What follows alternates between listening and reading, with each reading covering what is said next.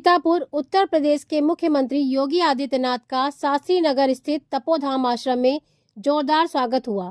मुख्यमंत्री योगी आदित्यनाथ का helicopter GIC ground में उतरा, जहां से वह अपने काफिले द्वारा शास्त्री नगर तपोधाम आश्रम पहुंचे। मुख्यमंत्री ने गिरधारी लाल स्मारक पीठ का शिलान्यास किया।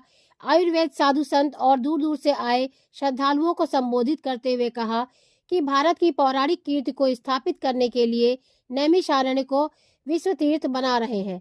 भारत की पूरी परंपरा इसी में जुटी हुई है।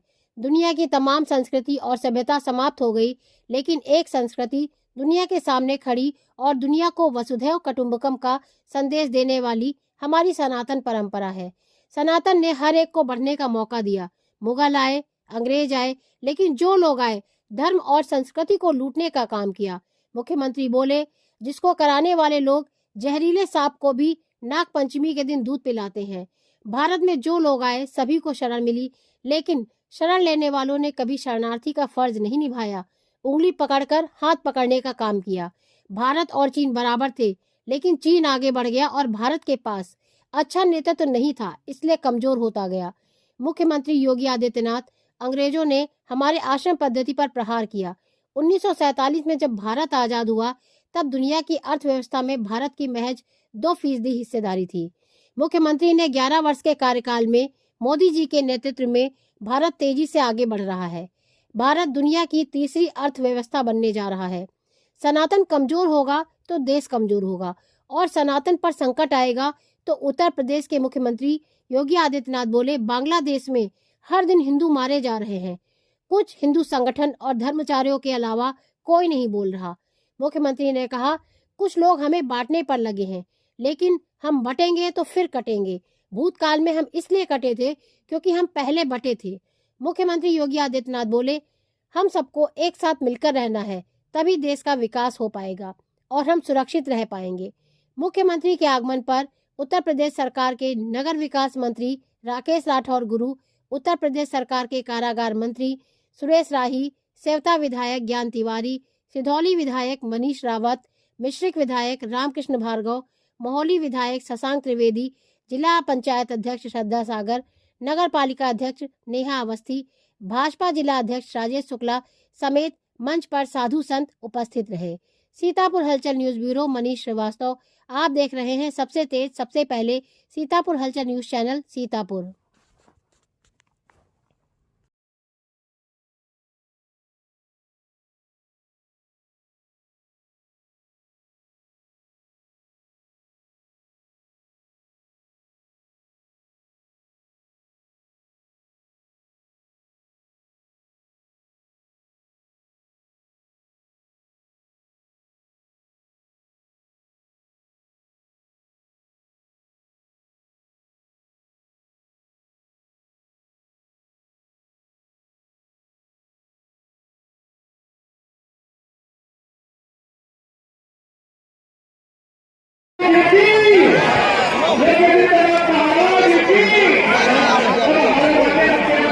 भैया भैया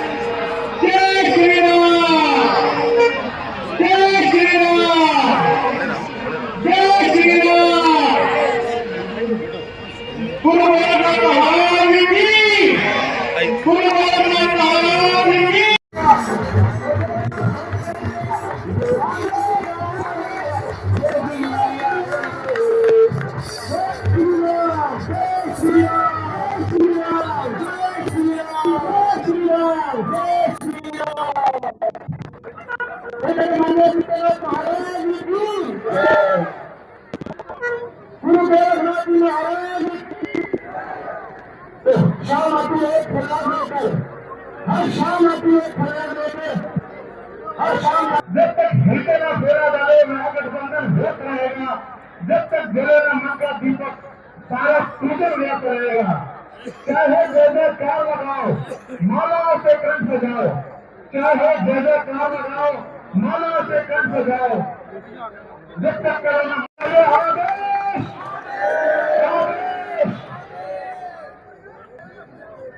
भैया हिलाइए नहीं भैया पीछे। मेरे गुरु गोरखनाथ महाराज की, गुरु गोरखनाथ महाराज की, गुरु भाईनाथ महाराज की। हमारे माननीय महाराज जी बाबा साहेबनाथ महाराज जी को हृदय से आभार व्यक्त करते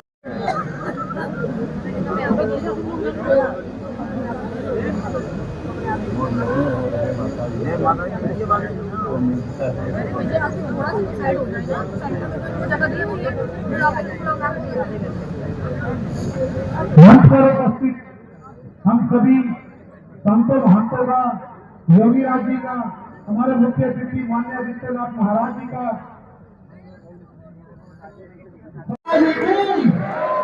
आदित्यनाथ महाराज जी के चरणों में आदेश आदेश। इसके बाद हमारे महाराज जी प्रेमनाथ जी महाराज स्वागत करते हैं। हमारे आदेश जोरदार के कारण के साथ घोष कीजिए, जय श्री राम, जय श्री राम, जय श्री।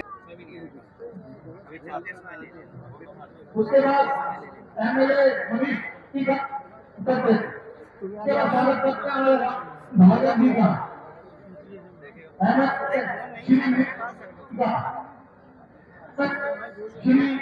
श्रीमती आशा मोरे जी का, एमएलए श्री शशांक कर देगा, रिकॉर्डिंग ऑन कर देगा। इतनी हुई ना उन्हें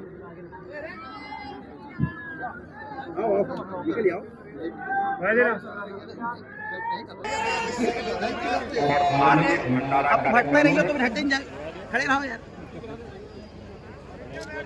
इस समारोह में विशेष रूप से उपस्थित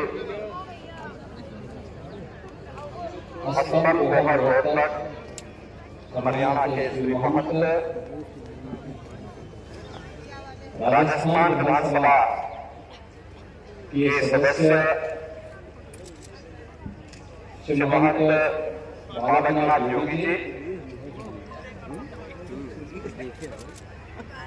इस आश्रम के श्री महंत योगी देशनाथ जी,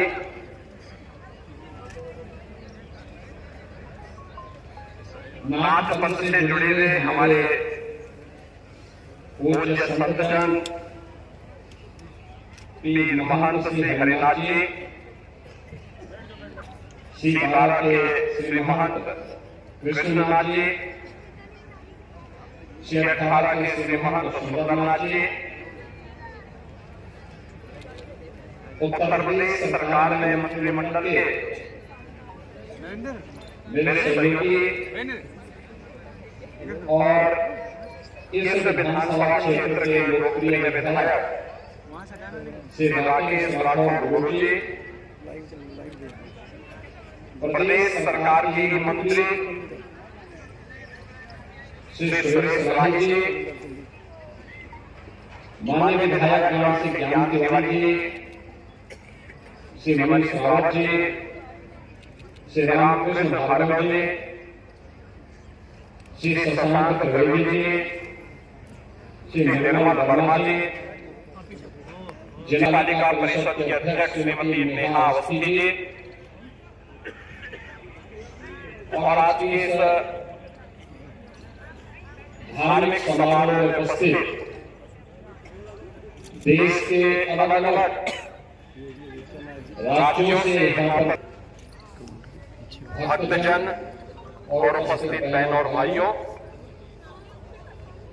मैं सबसे पहले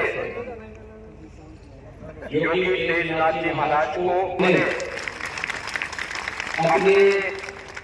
पूज्य गुरु परंपरा का स्मरण करते हुए उनके दादा गुरु के द्वारा स्थापित इस आश्रम के पुनरुद्धार के साथ ही आजादी के समय पाकिस्तान छोड़ करके इस देश में अपनी साधना को पुख्ता करने के लिए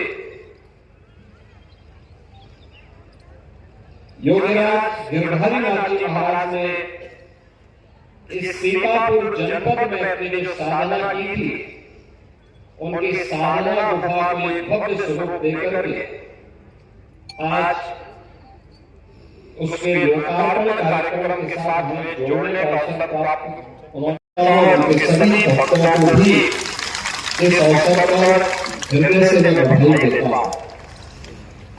किसी तेजनाथ जी महाराज के जो दादा गुरु थे योगीराज गिरधारीनाथ जी महाराज, वे वर्तमान में पाकिस्तान में स्थित हिंगलाज देवी के पावन धाम से कुरुक्षेत्र होते हुए सीतापुर की धरा पर आए और इसी स्थान पर उन्होंने अपनी साधना के लिए गुफा बनाई थी। वर्षों तक यह साधना की और उनके उपरांत उनके शिष्य और योगीराज तेजनाथ जी महाराज के पूज्य गुरु योगीराज चरणनाथ जी महाराज ने फिर शास्त्रों को आगे बढ़ाया। यानी गुरु के साथ जुटी हुई है, यह एक अभिनंदनीय प्रयास है। हिंगलाज देवी का स्थल और घूमना ये पश्चिमी भारत का हमारा बृहत्तर भारत का वहां का एक प्रमुख शक्तिपीठ। जैसे पूर्वी भारत में असम के कामाख्या शक्तिपीठ का महत्व है, ऐसे ही पश्चिमी भारत में हिंगलाज देवी के धाम का महत्व है। आज भी जाते हैं लोग, बड़ी श्रद्धा के साथ जाते हैं, लेकिन पाकिस्तान में स्थान जाने के कारण शेष भारत के भक्तजनों को वहां जाने का सौभाग्य नहीं प्राप्त होता। बहुत कम मात्रा में लोग जा पाते हैं। लेकिन हिंगलाज देवी एक शक्तिपीठ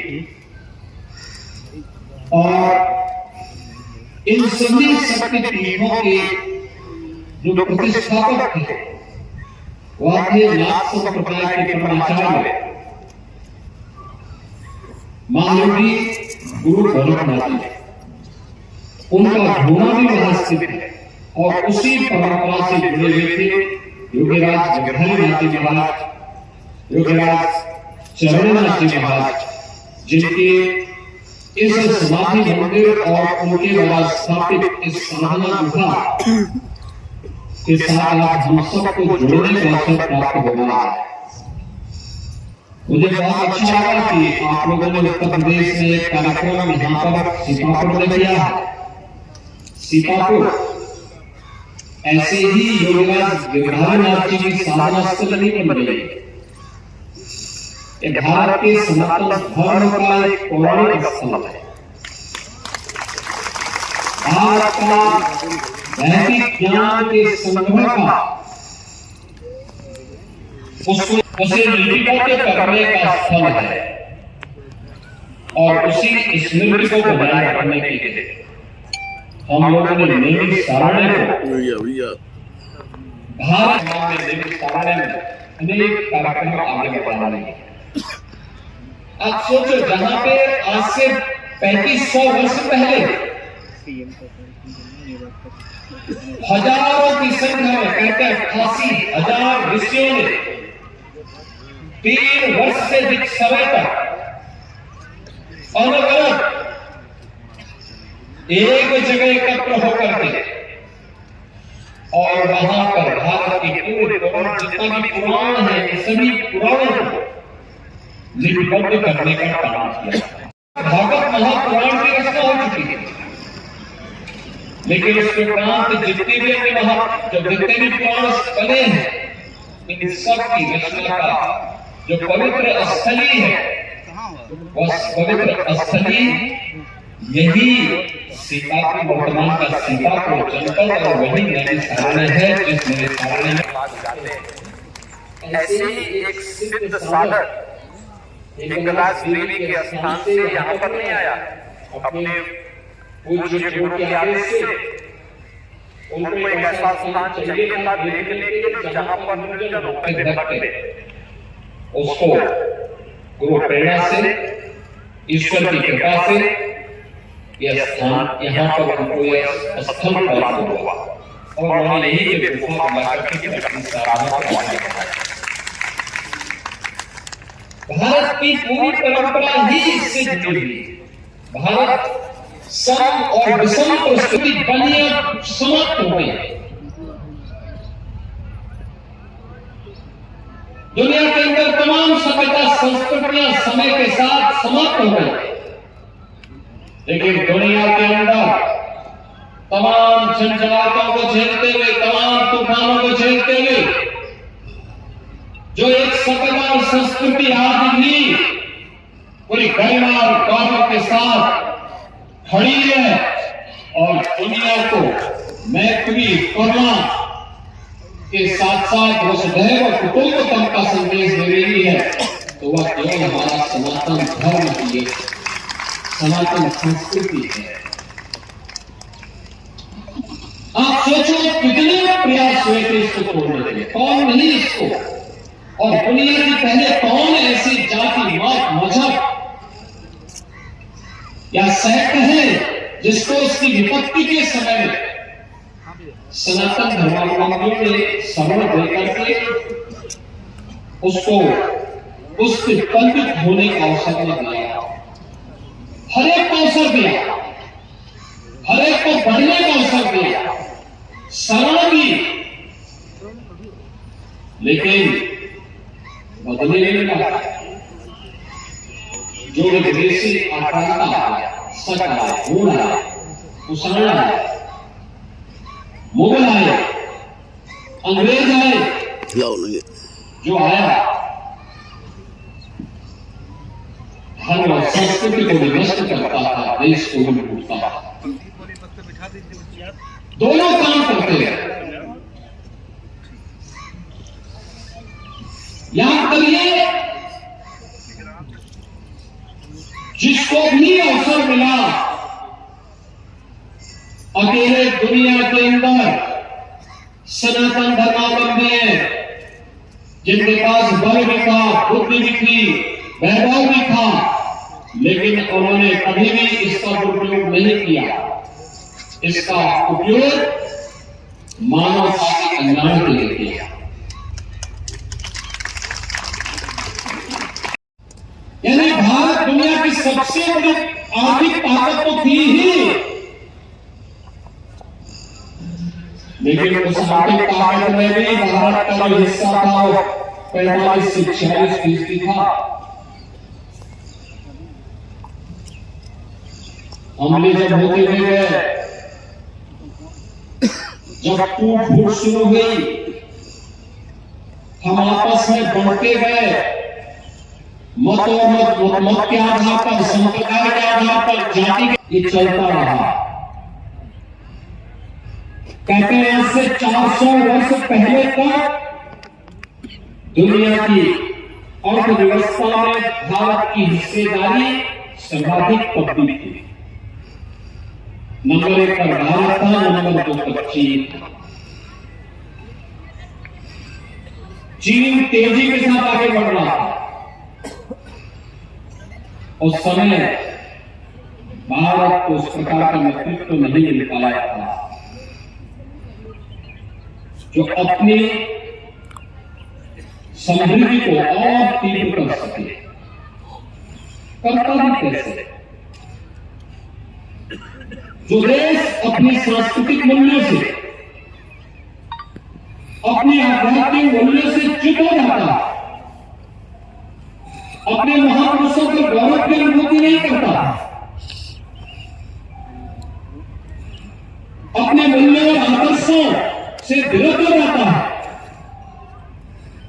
उसका वर्तमान भी सुरक्षित नहीं होता और उसका कोई भविष्य भी नहीं होता।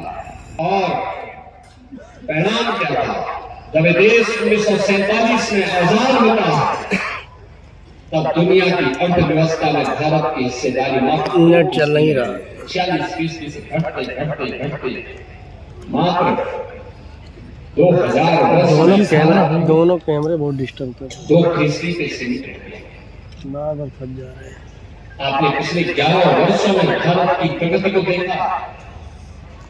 जब भारत को भारत के विकास की ऊंचाइयों पर पहुंचाने का कार्य होता है, भारत की सभ्यता और संस्कृति के साथ ही समृद्धि की चिंता भी जब साथ साथ चलती है तो परिणाम भी आते हैं, परिणाम भी आते हुए दिखाई देते हैं। पिछले 11 वर्षों में प्रधानमंत्री मोदी जी के नेतृत्व में हमने बदलते हुए भारत को देखा है। ये बदलता हुआ भारत किस रूप में अपनी यात्रा कर रहा है, याद करिए। अब भारत दुनिया के अंदर तीसरी बड़ी अर्थव्यवस्था फिर से बनने जा रही है, यानी अब भारत की क्षेत्र गति से आगे बढ़ रहा है। इस तीव्र गति से बढ़ने का कारण भारत ने अपने मूल्यों को पहचाना, भारत ने अपने आदर्शों को पहचाना है, भारत ने अपनी विरासत को फिर से पुनर्स्थापित करने के उस अभियान को अपने कंधों पर लिया। गिरधारीनाथ जी महाराज 1947 में हिंगलाज छोड़ करके उनको आना पड़ा। गुरु का आदेश था कोई ऐसे स्थान पर जाओ जहां पर कोई पहचानता न हो। वे आते आते सीतापुर में आ गए।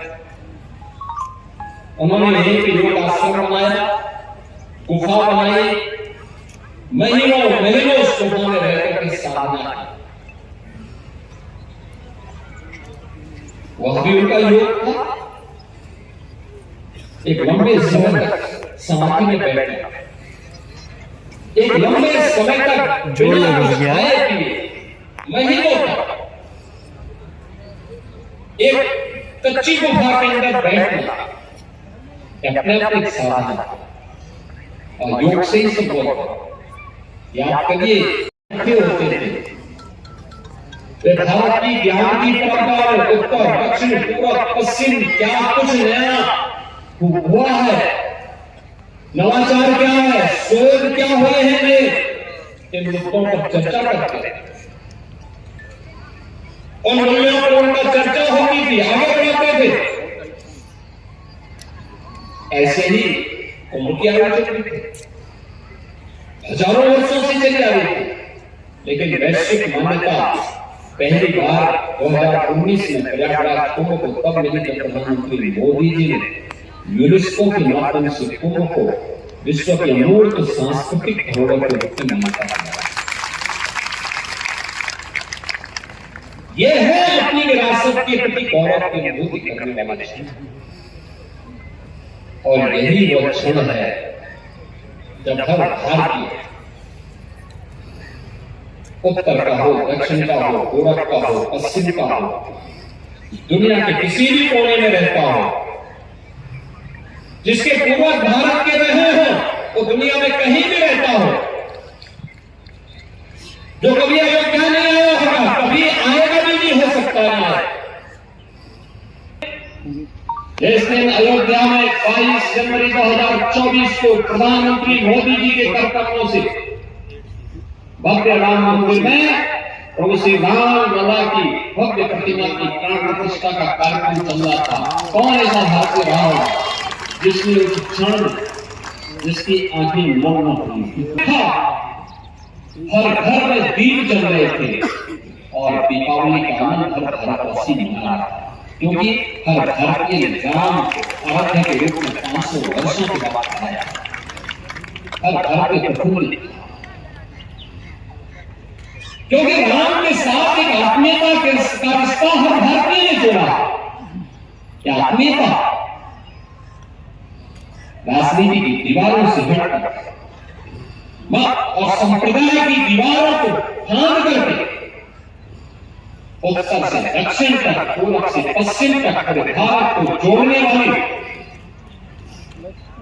और अवतारी महापुरुषों की इस गाथा को आत्मसात करने वाला क्षण था, जिसे हम राम के रूप में, कृष्ण के रूप में, शिव शंकर के रूप में मानकर, जिन्हें अपने जीवन का हम लोगों ने मंत्र माना है, उसके सामने कोई दुविधा नहीं, कोई दुविधा नहीं, क्योंकि जो भारत की गौरव का क्षण होगा वह हर भारत के पंथ और संप्रदाय के गौरव का क्षण होगा। उसने अपने आप को इससे अलग नहीं किया, क्योंकि हर घर की इस बात को मानता है, हमारी उपासना भी कुछ हो सकती है, दर्शन कुछ हो सकता है, लेकिन हम सनातन धर्म के अनुयायी हैं और हमारे लिए राष्ट्र प्रथम है, देश और धर्म हमारे लिए प्रथम है और इस भाव के साथ कार्य करता है। अयोध्या में राम मंदिर की प्राण प्रतिष्ठा भव्य राम मंदिर का निर्माण, उसी गौरव की पुनर्स्थापना का क्षण सबके सामने मथुरा वृंदावन और ब्रजभूमि में हमारा कार्य चल रहा है, नियमित सामने में कार्य कर रहे हैं, लेकिन देश कैसे स्वतंत्र हुआ, योगीराज गिरधारी जी महाराज को हिंगलाज देवी की पावन धाम को छोड़कर सीता को अपनाना पड़ा। क्यों? तो देश कमजोर होगा, देश कमजोर होगा तो सनातन के सामने अस्तित्व का संकट खड़ा होगा। जाति, क्षेत्र और भाषा उसके सामने कोई मायने नहीं रखेगी और इसलिए इस बात को ध्यान में रखना, इस बात को ध्यान में रखना कि जो बांटने वाले लोग हैं ना, जाति के नाम पर, क्षेत्र के नाम पर, भाषा के नाम पर, इन लोगों से सावधान रहना। याद करिए ना, बांग्लादेश के लोगों के संबंध है, बांग्लादेश में जो मारे जा रहे हैं, जो हर के नाम सुनते होंगे, एक हिंदू को जला दिया गया, एक हिंदू के घर में आग लगा करके मार दिया गया, राह चलते हुए हिंदू को जला दिया गया। प्रतिदिन समाचार आ रहा है बांग्लादेश से। यहाँ पर मानना चाहते हैं ना, आपको तमाम प्रकार के वादों में बांटना चाहते हैं, इस बहकावे भूल से भी मत आना, क्योंकि देश का दुश्मन आंखें लगाए बैठा है। आप बंट गए तो फिर कटने के रास्ते भी छोड़ जाएंगे। आगे बढ़ेगा, देश आगे बढ़ेगा। मोदी जी के नेतृत्व में भारत एक लंबी यात्रा तय करनी है और भारत एक लंबी यात्रा के लिए अपने आप को तैयार कर रहा है, एक बड़ी यात्रा के लिए तैयार कर रहा है। भारत दुनिया की बड़ी ताकत बनेगा, कोई दुनिया की ताकत भारत को रोक नहीं सकता। लेकिन हम भारतीयों को भी दायित्व बनता है कि हम भी उस यात्रा में सहभागी बने। पानी पीते इसलिए क्योंकि बटे थे, भूतकाल में हम कटे थे इसलिए क्योंकि हम बटे थे। अब बटना नहीं है, एकजुट होकर के फिर से भारत को पूर्ण वैभव को ले जाने के वर्तमान और योगीराज गिरधारी जी महाराज की जो गाथा है, योग साधना का तो है ही, उनकी व्यक्तिगत प्राप्ति का भी है। वो व्यक्तिगत प्राप्ति बात का है, क्योंकि अपने गुरु स्थान को छोड़ करके आना पड़ा था हिंगलाज देवी से यहाँ सीतापुर। पहले वे कुरुक्षेत्र आए, कुरुक्षेत्र से फिर उनको यहाँ आना पड़ा था।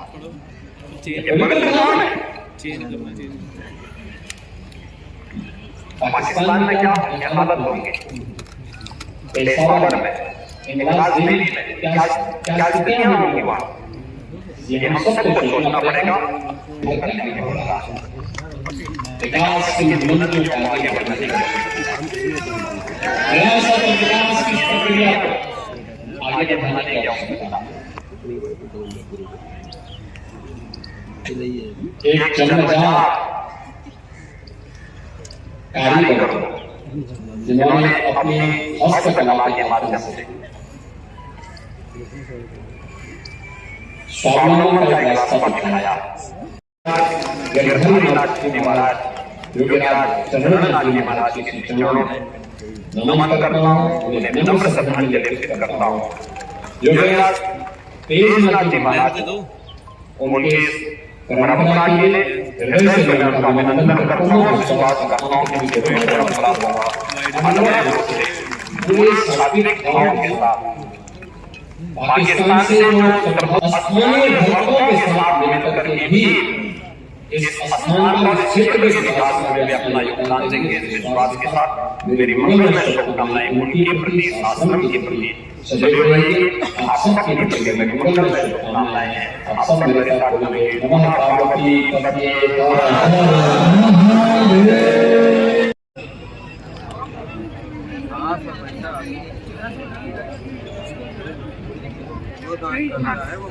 अभी के बाद माननीय मुख्यमंत्री योगी आदित्यनाथ महाराज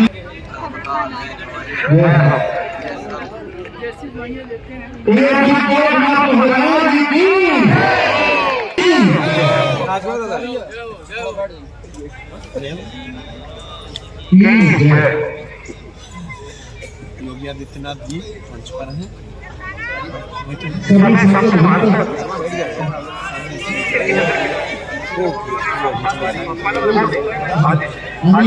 जोरदार से तालियों के साथ जा रहा है वीटीवी न्यूज़ की स्क्रीन पर आप देखेंगे किस तरीके